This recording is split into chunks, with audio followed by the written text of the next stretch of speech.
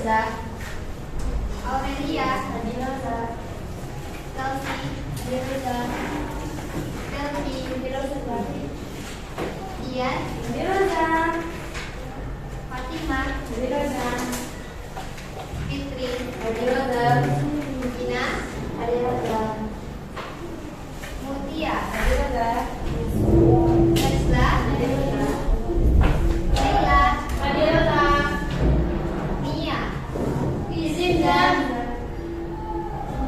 Nur Asmaul Husna, Putri Anissa, Sri Rahmayuni, Adiroza,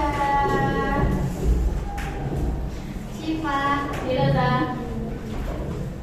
Uswatun, Adiroza, Vera Azizi, Adiroza, Fiora, Adiroza, Lydia, Adiroza. Nah, sekarang kita belajar tentang apa? Unsur intrinsik cerpen atau novel. Nah, kemarin kita belajar tentang cerpen, perbedaan cerpen dan novel. Nah, sebelum kita masuk ke unsur intrinsik cerpen dan novel, apa perbedaan cerpen atau novel kemarin? Novel disajikan dalam 35.000 kata, kalau Iya. cerpen disajikan dalam 10.000 kata. Cerpen itu disajikan dalam 10.000 kata. 10.000 kata. Kalau novel 35.000 kata. apa lagi? Lebih panjang novel daripada cerpen. Novel banyak novel banyak banyak novel dari cerpen. satu. Cerpen tidak boleh satu orang. Novel lebih kompleks. Ya, lagi. Cerpen lebih singkat. Novel itu lebih beragam. Novel itu lebih gaul.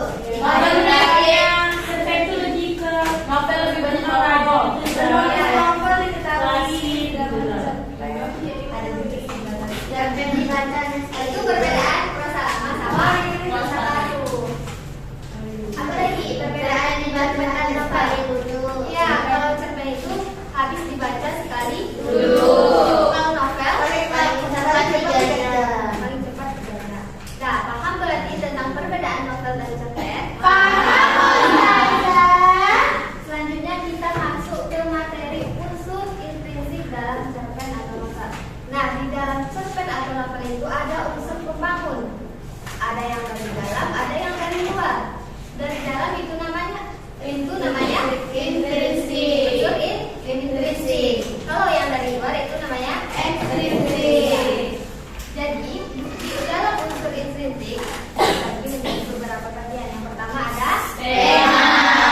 Lagi Tokoh dan penampakan. kemudian Alur. latar, Sudut pandang. Amanat. Gaya bahasa. Nah, apa itu tema?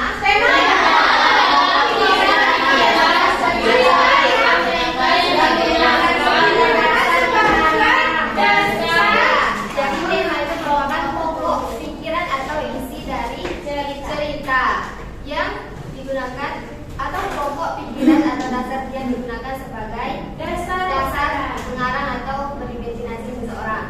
Sebelum membuat cerita, seseorang harus menentukan topik atau tema dari sebuah ceritanya, baru dikembangkan. Nah, itu tema merupakan apa? Kalau dari bahasa kalian? Pokok pikiran. Ya, pokok dari sebuah Cerita. Ya, paham tentang tema? Paham. Nah, lanjut kita ke tokoh dan penokohan. Apa perbedaan tokoh dan penokohan? Tokoh pemeran cerita. Penokohan latar belakang seorang tokoh. Tokoh pemeran dalam cerita, sedangkan penokohan adalah Ya. Tokoh itu terbagi menjadi 3. Apa aja? Antagonis, protagonis, trilagonis. Ya. Tokoh antagonis itu tokoh pemeran Jahat. Protagonis baik. Contoh jahat itu apa? Yang suka Ya, membunuh atau dia mencuri dalam tokoh tersebut. Ya, itu merupakan tokoh dari Antagonis. Kalau protagonis Baik. ya, Menolong kekurangan.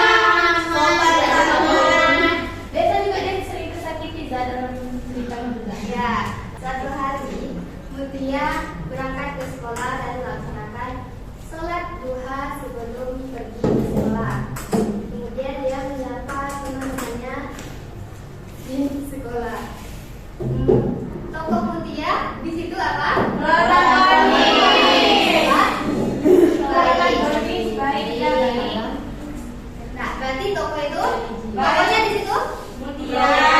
Perumahannya Protagonis. Baik. Toko jalan Ustaz. toko jalannya. Siapa yang bisa kasih contoh? Ada yang ada? Yuni membuli kawannya. Berarti tokonya di situ Yuni. perumahannya Antagonis. balas sini. Bisa deh Zak, kayak gini Zak, toko antagonis itu Zak. Yuni nggak ada salah kan Zak, tiba-tiba Zak Yuni dizolimi Zak. Ya, terus Dizolimi oleh namanya Fitri Asana Zak. Emang Fitri Yuni nggak ustazah kepada ustazah, kepada guru Yuni. berarti tokonya di situ Antagonis, jahat. Tokonya Fitri penukarannya. perumahannya watak dari Fitri itu Antagonis. karena selalu memfitnah Yuni. Iya. Apa sebenarnya yang sedih di sini? Nah, itu ya udah selesai. Toko dan peneguhan. Selanjutnya, alur. Alur merupakan jadi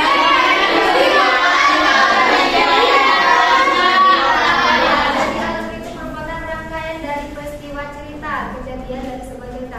Alur itu terbagi menjadi tiga, ada alur maju,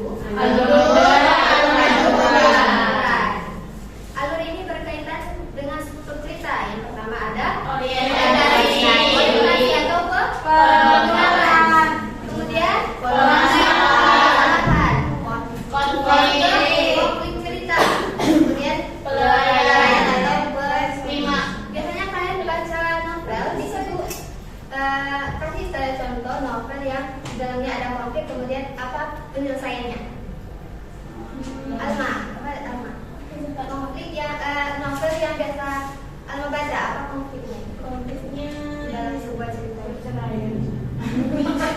Bumi dan lukanya Zak. Iya. Bumi dan lukanya di situ dia Konfliknya. konfliknya itu karena dia tuh dia tuh nggak disayang sama orang tuanya, dia tuh dibenci sama orang tuanya. Jadi solusinya atau penyelesaian dari cerita Biasanya karena dia sakit dia mati baru balik.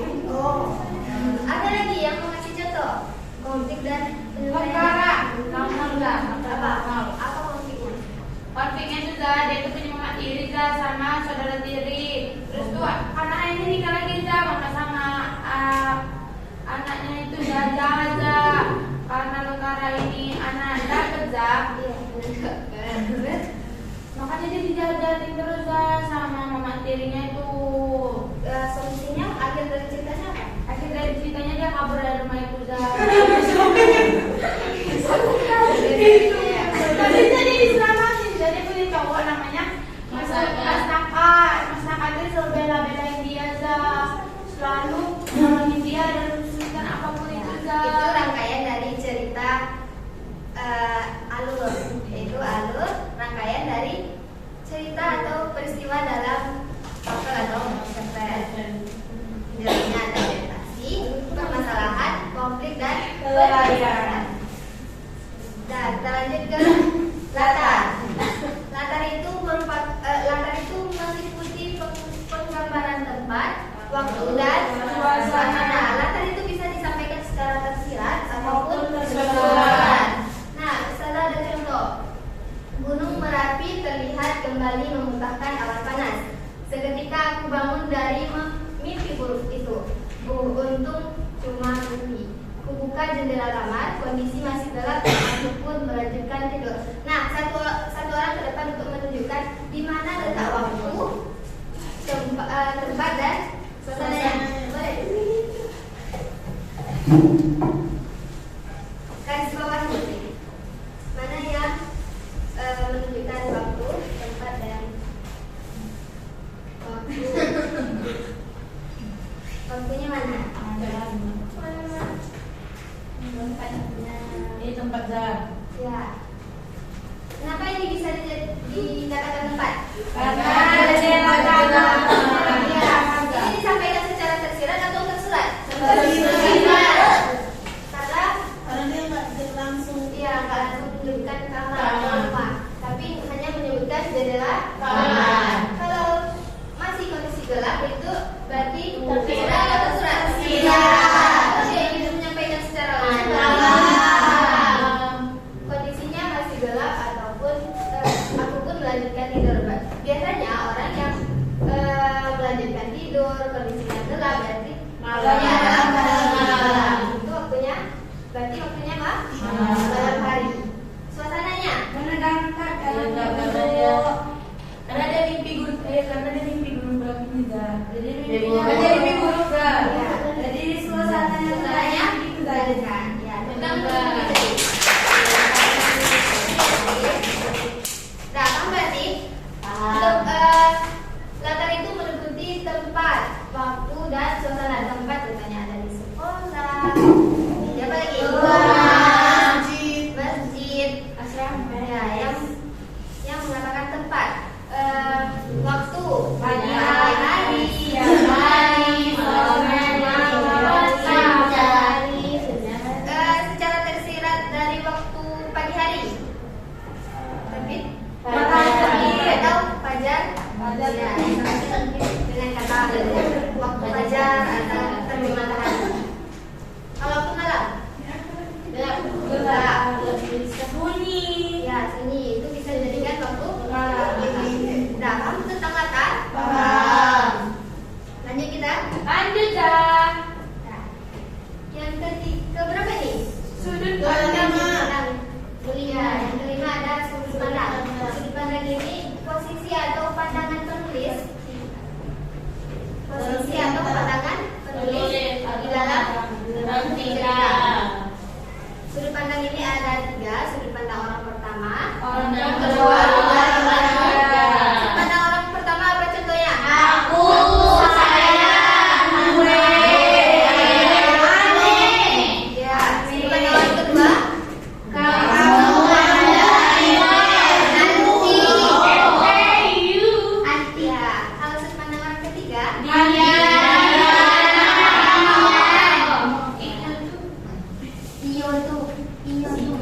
Jika penulis memposisikan dirinya sebagai aku, berarti dia lagi menceritakan diri. menggunakan sudut pandang orang. Penulis itu menggunakan nama orang, dia ataupun mereka, berarti penulis itu menggunakan sudut pandang orang ketiga. Paham berarti? Paham. Sudut pandang orang pertama ini masih bisa dibedakan menjadi 2, yaitu pelaku utama sama pelaku sampingan. Contohnya begini. Kalau di pelaku utama, dia lebih dominan menggunakan kata aku tersebut atau menunjukkan dirinya sendiri. Sedangkan di pelaku sampingan, dia masih menggunakan aku tetapi menceritakan orang lain. Contohnya, coba baca. Suatu hari aku melihat sosok perempuan Pelaku utama dulu, baca 1 orang. Pagi ini aku masih diliputi bayang-bayang penyesalan. Masa mudaku hilang sudah mudah menghabiskan untuk bermalas-malasan. Kini masa tua telah menanti. Nah, di pelaku utama ini dia lebih berfokus ke Dirinya dirinya sendiri. Pelaku utamanya di sini aku di sini lebih berfokus ke dirinya sendiri. Sedangkan pelaku sampingan, bacakan contohnya. Subuh tadi aku melihat sosok perempuan berbaju putih. Sosok tersebut sedang duduk di bawah pohon besar sekali. Perempuan itu menatapku, rambutnya lurus dan panjang seperti habis berbanding. Nah, di sini pelakunya masih tetap aku, tetapi dia menceritakan orang lain. Berarti itu cuma pelaku sampingan. Apa maknanya itu? Iya, hantu. Nah, kita lanjut. Nah, biasanya di sudut pandang ini cuma dipakai yang dominan itu dipakai dicermin biasanya orang pertama atau orang ketiga. Kalau orang kedua ada kan baca novel orang kedua? Orang kedua. Jarang kan? Nah, ini kita bahas orang pertama sama orang ketiga. Jadi orang ketiga ini ada yang serba tahu sama pengamat. Kalau di serba tahu, sudut pandang orang ketiga di serba tahu, dia menyertakan isi hati, isi pikiran pikiran, watak, dan Sebagainya. sebagainya. Di sudut pandang orang ketiga, penulis lebih menekankan ke isi hati, isi pikiran, dan watak dari seseorang yang diceritakannya. Contohnya begini. Pagi itu dia kembali murung. Murung ini kan? Ya, sedih. Iya, perasaan Isi hatinya. isi hati seseorang. Berarti penulis itu lebih mengetahui atau lebih serba tahu terhadap tokoh yang diceritakannya. Kemudian dia masih saja memikirkan sahabatnya yang sudah lama pergi. Memikirkan di sini apa intinya? Isi pikiran. Kemudian ada juga orang ketiga yang pengamat. Orang ketiga yang pengamat ini tokohnya hanya menceritakan aktivitasnya saja. Contohnya pagi itu dia duduk. Ini merupakan aktivitas di bawah pohon. Wajahnya menatap langit. Ini merupakan aktivitas juga. Sesekali dia berteriak dan menunjuk-nunjuk ke arah langit. Nah, kita lanjut.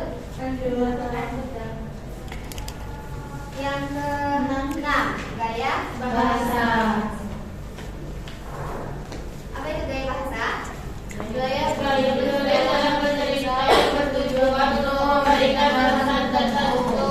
Ya, gaya bahasa adalah yang tertulis dalam bercerita yang bertujuan untuk memberikan kesan tertentu. Contohnya melebih-lebihkan, kemudian menyindir, apalagi majas. Ya, itu berkaitan dengan majas. Majas ada berapa? Banyak. Ya, sebutkan satu persatu. Hiperbola. Hiperbola itu tentang apa?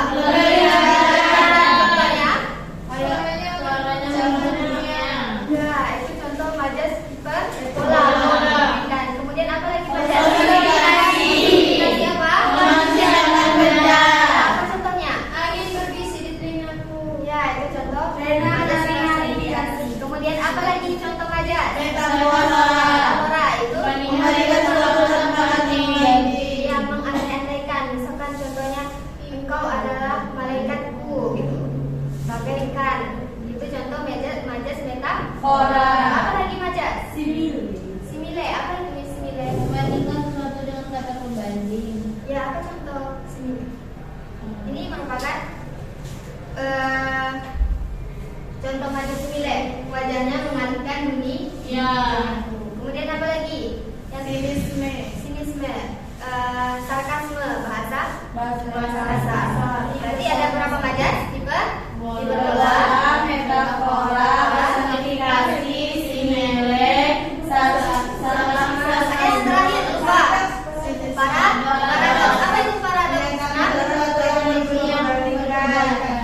Ya, intinya di gaya bahasa ini penulis lebih menekankan memberi kesan pada pembaca supaya pembaca tersebut tertarik membaca tulisannya. Contohnya di sini ada langkah kakinya menggambarkan bumi. Itu kan sebuah hal yang melebih-lebihkan. Kemudian ada juga wajahnya mengalihkan duniamu.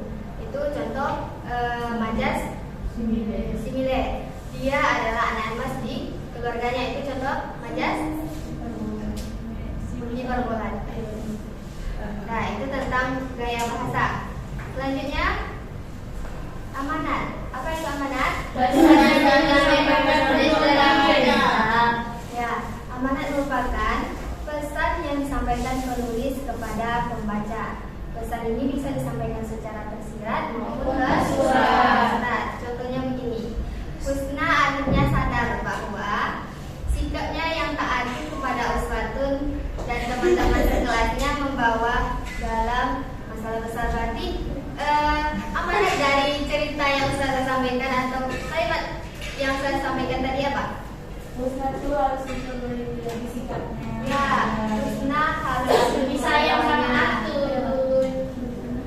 Apa intinya Husna? Amanat dari cerita yang saya sampaikan tadi. Berarti Husna harus peduli kepada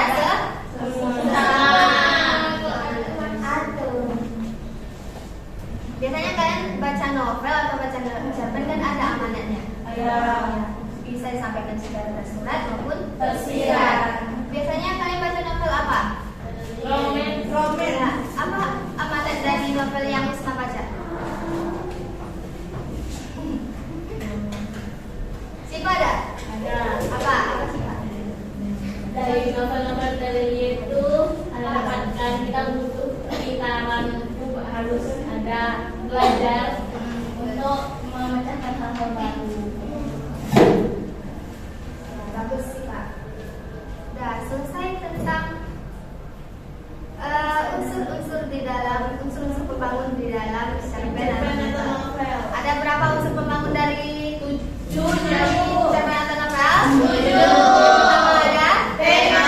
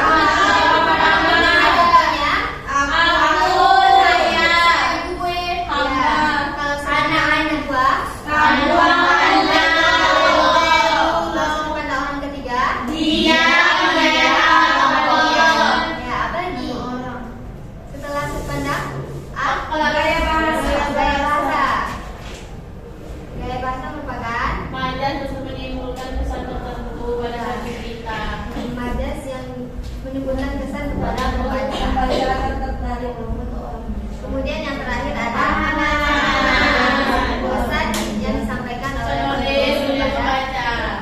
Paham tentang unsur-unsur intrinsik? Baik, kalau sudah paham, Ustazah sudah siapkan satu buah cerpen. Kalian di sini diminta menganalisis apa saja unsur-unsur yang terdapat di dalam cerpen ini, terutama unsur intrinsik yang telah kita pelajari tadi. Apa amanatnya, apa siapa temanya, siapa tokohnya, apa temanya.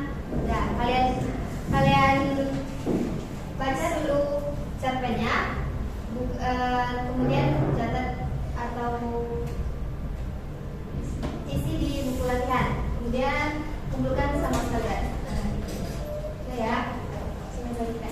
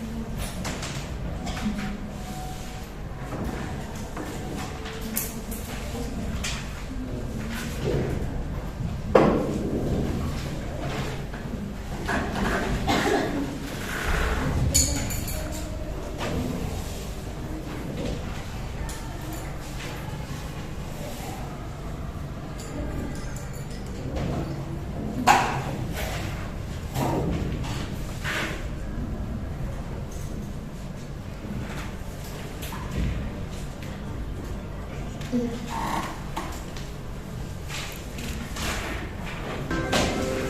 udah selesai semua ya? Udah. Udah selesai, boleh dikumpulkan.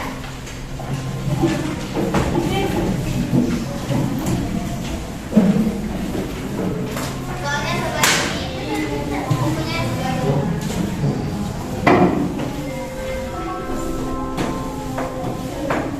Kita lihat ini.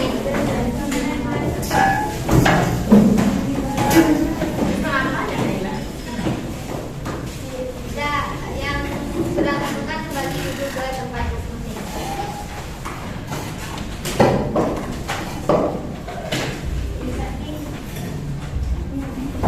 Ada DPR, mejanya harus.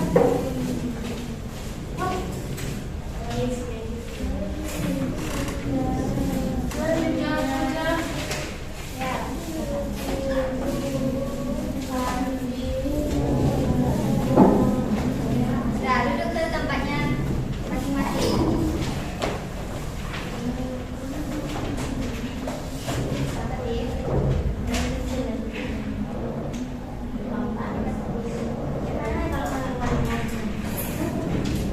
Sudah, karena kita sudah menyelesaikan materi tentang usul intrinsik, kita sudah latihan juga. Mengingat waktu, karena waktunya kita lihat sudah habis. Kita tutup pembelajaran kita pada hari ini. Semoga pembelajaran hari ini dapat bermanfaat bagi kita semua. Amin.